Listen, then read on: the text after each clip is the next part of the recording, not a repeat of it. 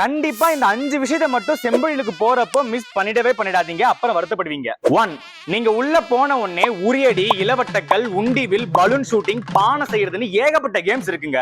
சில்ட்ரன்ஸுக்கு நொங்கு வண்டி பந்தயம், டயர் வண்டி பந்தயம், சாக்கு பந்தயம், கோலி குண்டு, டான்ஸ் ஆடுறதுன்னு ஏகப்பட்ட கேம்ஸ் இருக்குங்க. கலந்துகிட்டு கலக்குங்க. 2.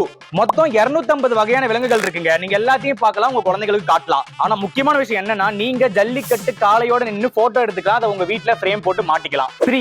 விருந்துங்க, வாழை இலை விருந்துங்க. நீங்க நான்வெஜ் பக்கம் போனாலும் சரி, வெஜ் பக்கம் போனாலும் சரி, ரெண்டுத்திலுமே 20க்கும் மேல டிஷஸ் இருக்குங்க. சோ நீங்க ஃபுடியா இருந்தீங்கன்னா கண்டிப்பா அது உங்களுக்கு ரொம்ப பிடிக்கும், மிஸ் பண்ணிடாதீங்க, ஒரு புடி புடிச்சிட வேண்டியதுதான். 4.